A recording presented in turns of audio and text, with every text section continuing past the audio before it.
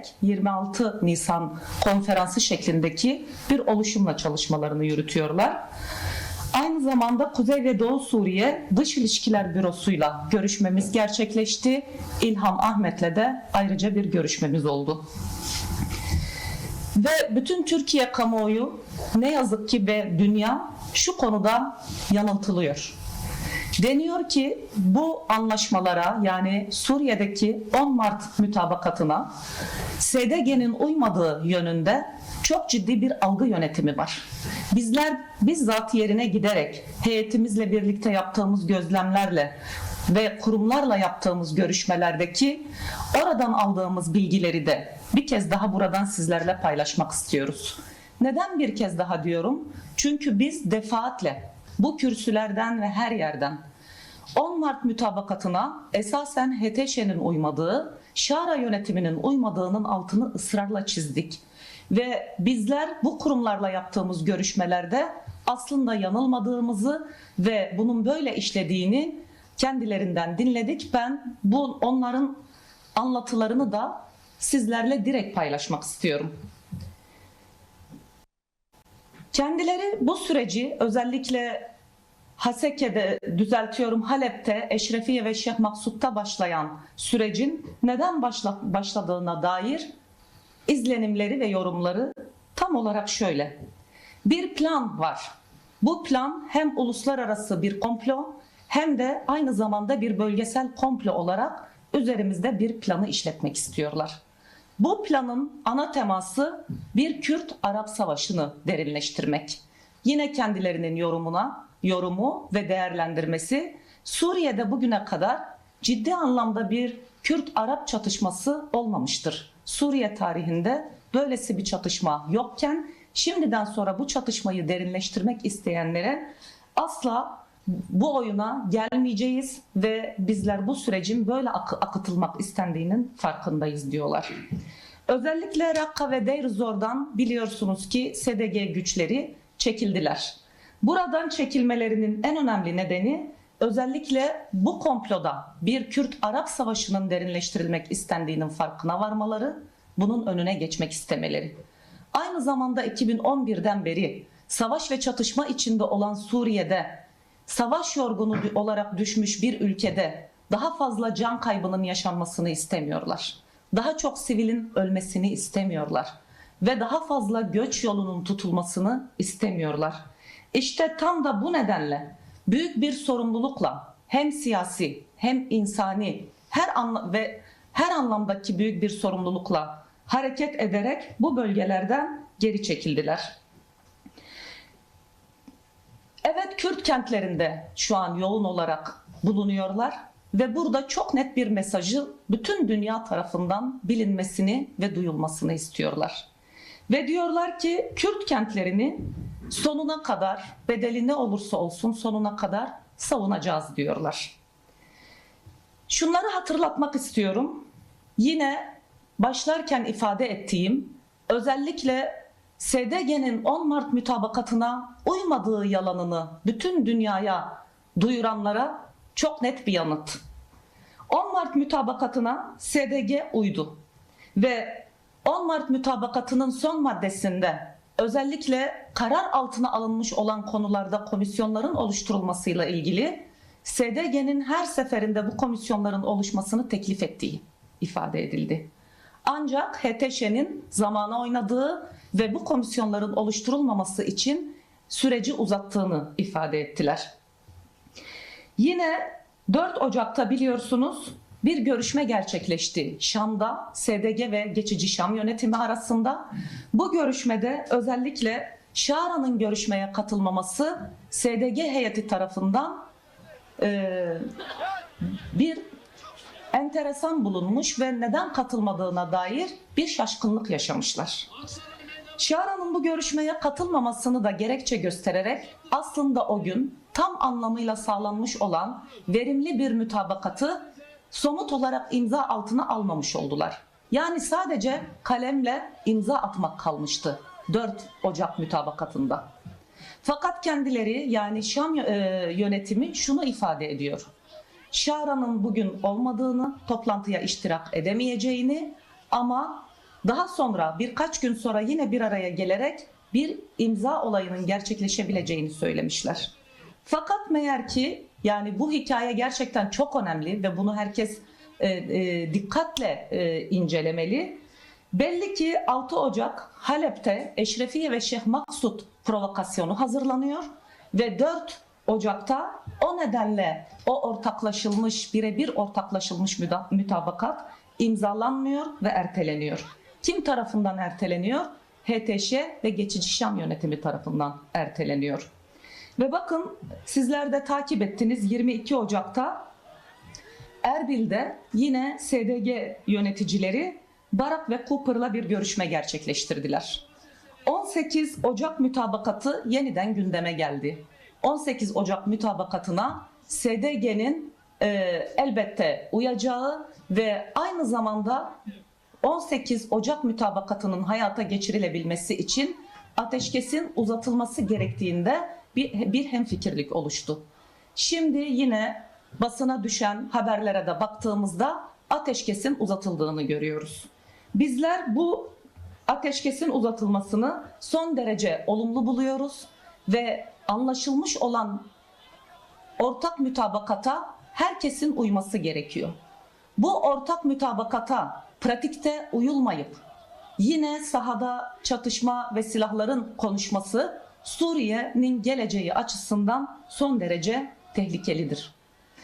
Ve bu tür mütabakatları bir savaş ve saldırı hazırlığı için bir zaman kazanma, bir oyalama taktiğine dönüşmemeli. Mütabakatsa mütabakattır, hayata geçirilmeli ve uygulanmalıdır. Ve yine değerli basın emekçileri, görüştüğümüz Rojava, Kuzey ve Doğu Suriye yönetiminin özellikle altını çizdiği birkaç konuyu daha sizlerle paylaşmak istiyorum. HTŞ'nin Kürtlere savaş açması hiç kimse tarafından desteklenmemelidir. Eğer bölgede Kürtsüz bir kentleşme hedefliyorlarsa, eğer Suriye'yi Kürtsüzleştirmeyi hedefliyorlarsa herkes büyük yanılır. Çünkü Kürt halkı bu coğrafyanın kadim halkıdır, yerleşik halkıdır. Nüfusu da azımsanmayacak derecede önemlidir. Ki biz DEM Parti olarak isterse hangi halktan olursa olsun, isterse tek kişi olsun, onun hakkının korunmasının çok önemli olduğunun altını çizmek isteriz. HTŞ'nin ne askeri, ne lojistik, ne de istihbarat alanlarında Türkiye tarafından desteklenmemesi gerekiyor. Özellikle bunun altını çizdiler. Kürt-Arap Savaşı'na kesinlikle karşıyız diyorlar ama bir o kadar da Türk-Kürt Savaşı ve çatışmasına da karşıyız. Türkiye'de Kürtler ve Türkler bir iç barış sağlanması için daha fazla çaba harcamalı ama aynı şekilde Türkiye devletinden ve hükümetinden beklenti bu anlamda HTŞ'yi ve Geçici Şam yönetimini Kürtler üzerinde bir etnik temizlik hareketi yürütürken asla desteklenmemesi ve bunun önünün kesilmesi gibi tarihi bir sorumluluk olduğunun altını çiziyorlar. Buradan biz bir kez daha diyoruz ki Türkiye barış rolünü oynamalıdır. Türkiye Suriye'de barışın tesis edilmesi için rol oynamalıdır. Ayrıca garantör ülkelerin güvenilirliği bu süreçte ne yazık ki sarsıldı. Çünkü özellikle 10 Mart mütabakatının garantör ülkelerin garantisi ve güvenilirliği çerçevesinde ilerlemesi gerekirken öyle ilerlemedi. Dolayısıyla burada yine bir çağrı garantör ülkeleredir. Görevlerini eksiksiz bir şekilde yerine getirmeli ve Kuzey ve Doğu Suriye üzerindeki kuşatmanın ortadan kaldırılması için görev ve sorumluluklarını acilen yerine getirmeliler. Ve yine Suriye'deki, Kuzey ve Doğu Suriye'deki Kürt halkının bütün dünyadan beklentileri var. Şu ana kadar bütün dünya ölçeğinde gerçekleşen demokratik eylemlerin, etkinliklerin, dayanışmanın çok kıymetli olduğunu, kendilerine çok büyük bir moral ve motivasyon kaynağı olduğunu altını çiziyorlar.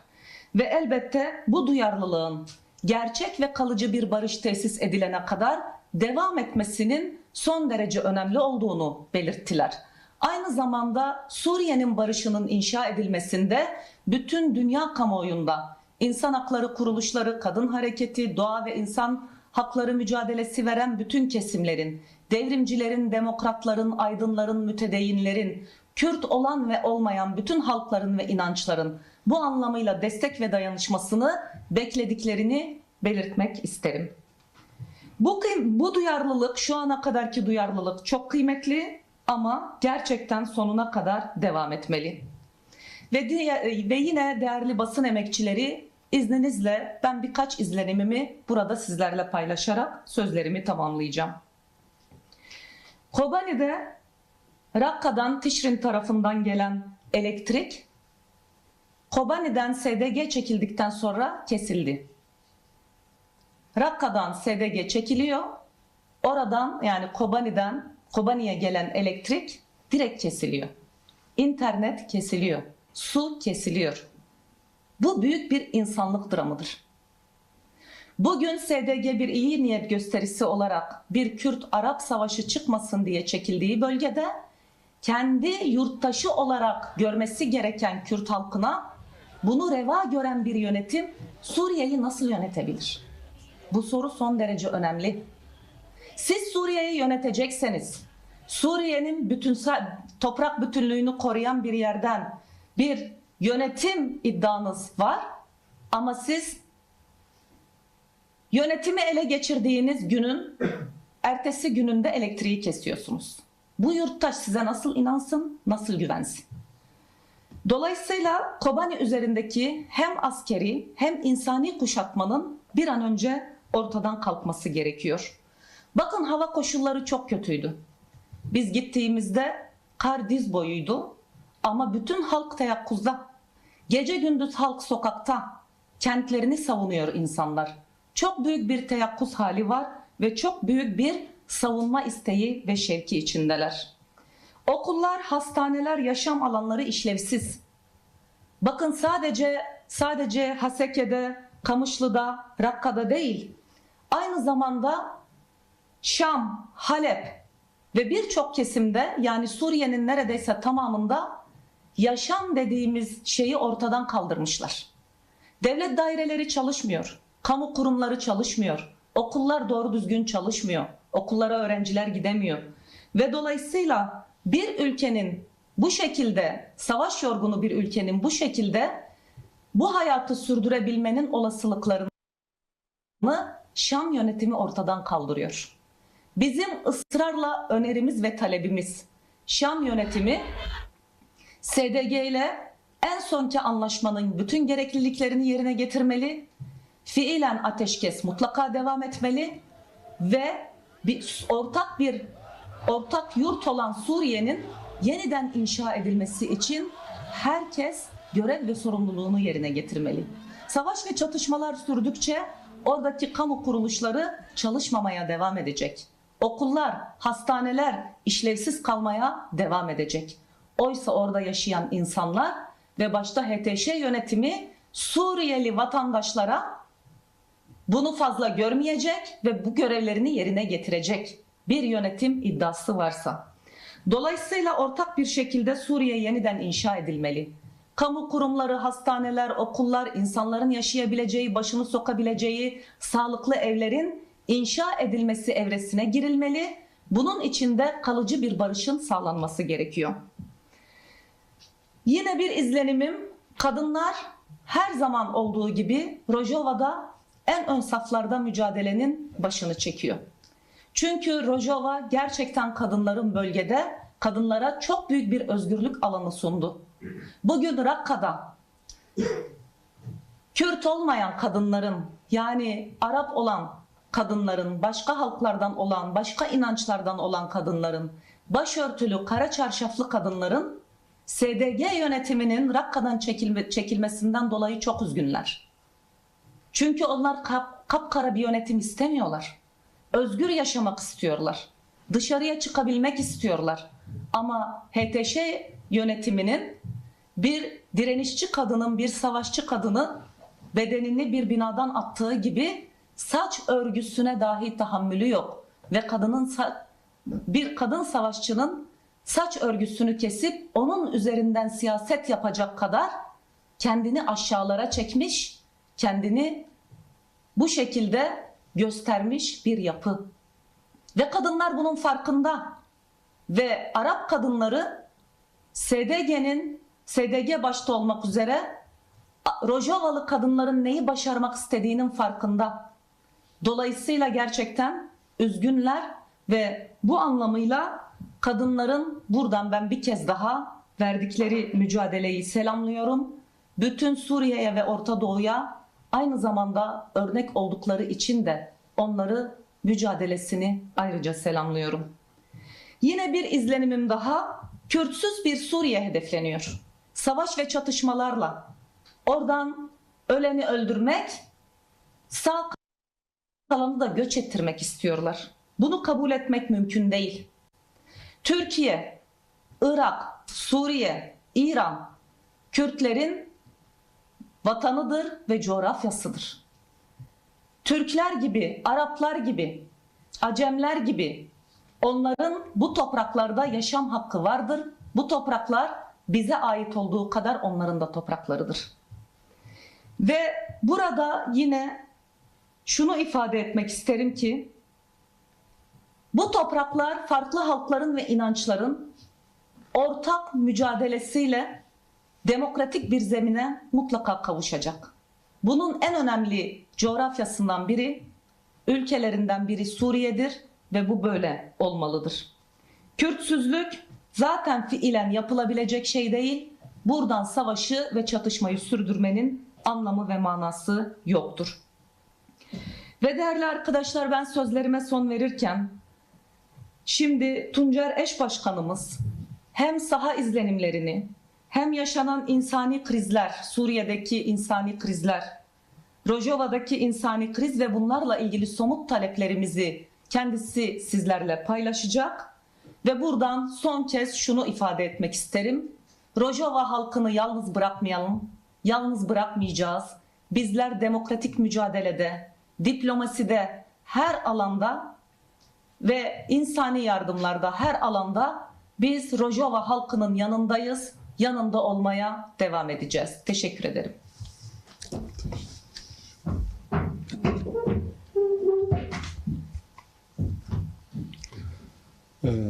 Değerli basın mensupları, bizi izleyen değerli halklarımız, ben de hepinizi saygıyla selamlıyorum.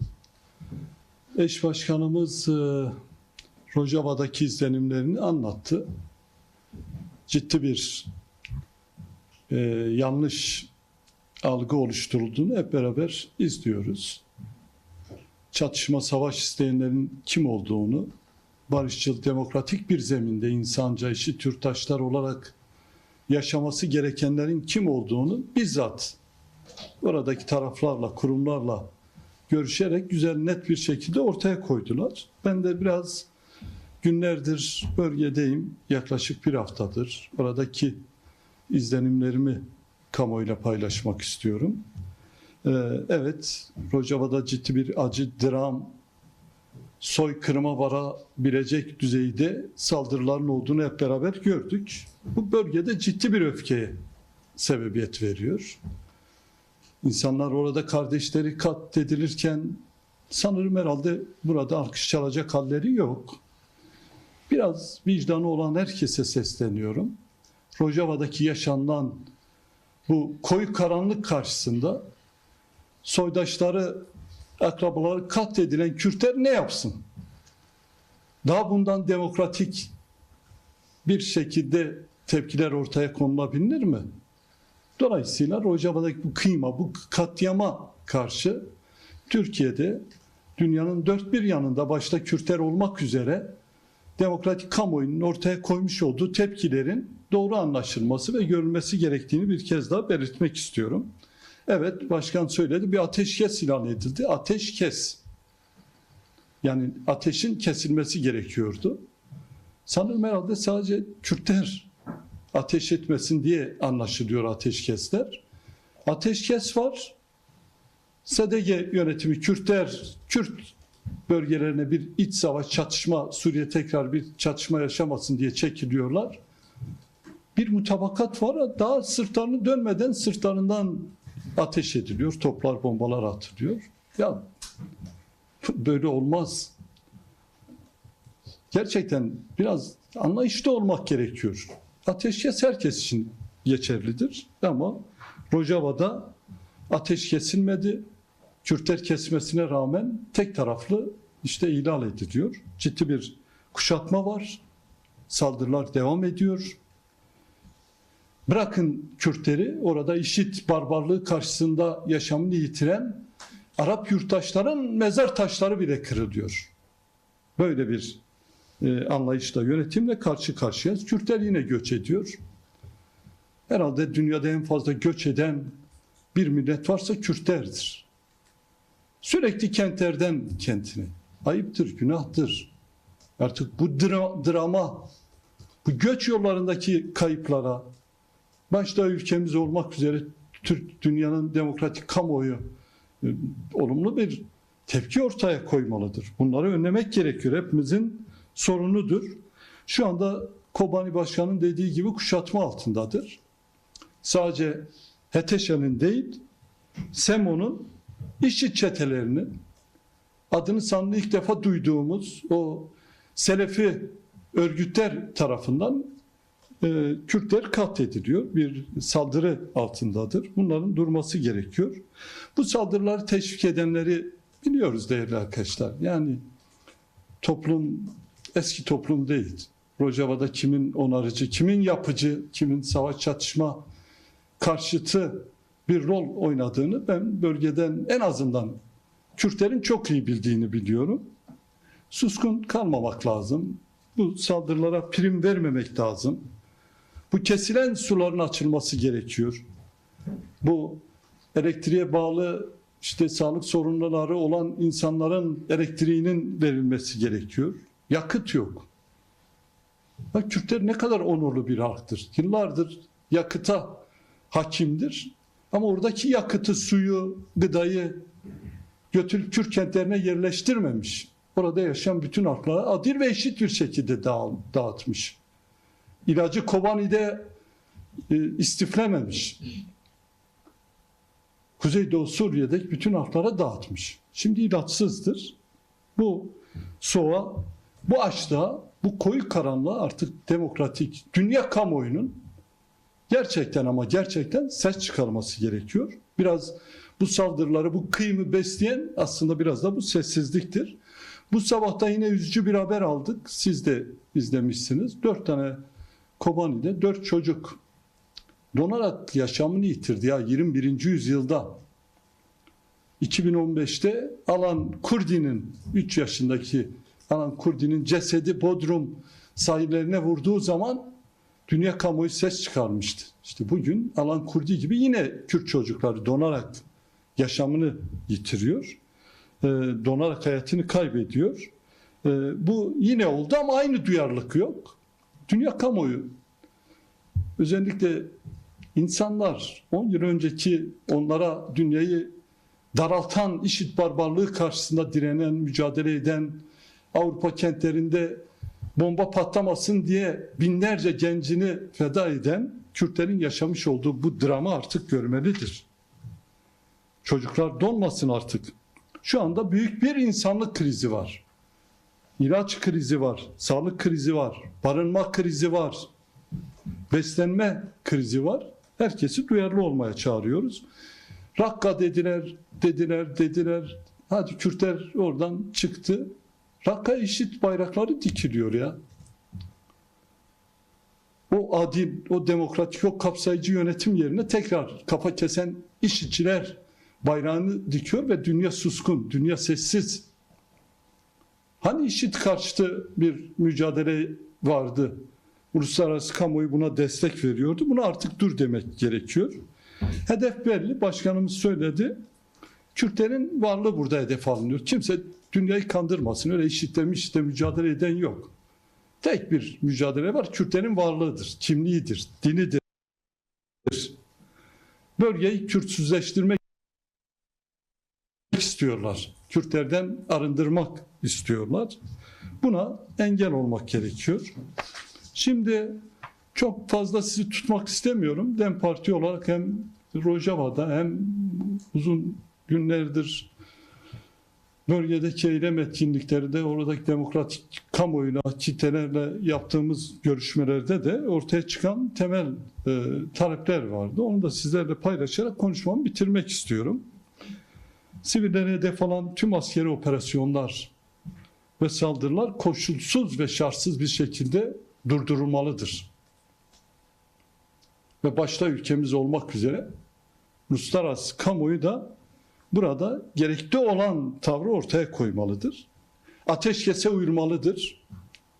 Ateşkes sadece Kürtler ateşi kessin diye yapılan bir şey değil, karşılıklı yapılan bir şeydir. Denetlensin. Bunu ilan edenler de kamuoyuna teşhir edilsin.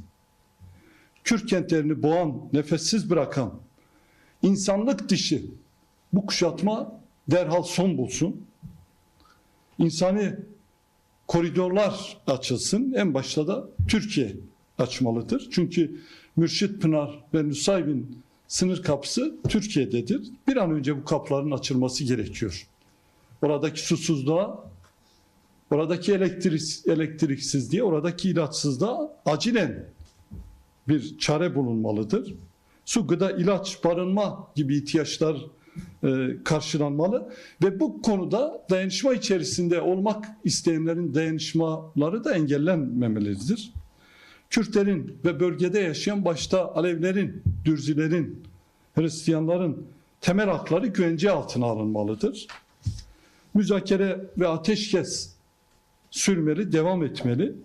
Çözüme herkes samimi bir şekilde katkı sunmalıdır. Sadece kamuoyuna konuşarak değil, sahadaki gücünü kullanarak, etkisini kullanarak yapmalıdır. Kürtlere karşı kirli bu tabakatlara son verilmelidir. Her seferinde yeni bir kirli mutabakatla karşı karşıya kalıyoruz. Bunlar bir daha olmasın. Ortaya çıkan tablo bize bir kez daha şunu gösterdi. Daha fazla demokratik kamuoyunun birlikte mücadele etmesi gerekiyor. Rojava'da Kürtlerle dayanışması gerekiyor. Özellikle Hevler'den Kamışlo'ya kadar dünyanın neresinde yaşıyorsa yaşasın bütün Kürtlerin artık demokratik Kürt ulusal birliğini sağlaması gerekiyor. Çünkü bütün Kürtler tehdit altındadır. Kürtler, sözün kısası, Kürtler bir yüzyılda kimliksiz, statüsüz, dilsiz yaşamak istemiyor. Bütün dünya kamuoyu bunu net bir şekilde bilmelidir. Biz artık çocukların donarak ölmesini istemiyoruz. İnsanların, Kürtlerin göç yollarında yaşamını yitirmesini istemiyoruz. Rojava'nın üzerindeki bu karanlığın, bu zulmün bitmesi gerektiğini dile getirmek istiyoruz. Başta Türkiye olmak üzere dünyadaki demokratik kamuoyunda Rojava'daki halklarla, Kürtlerle dayanışmaya çağırıyoruz. Hepinize selam, saygı ve sevgilerimi iletiyorum.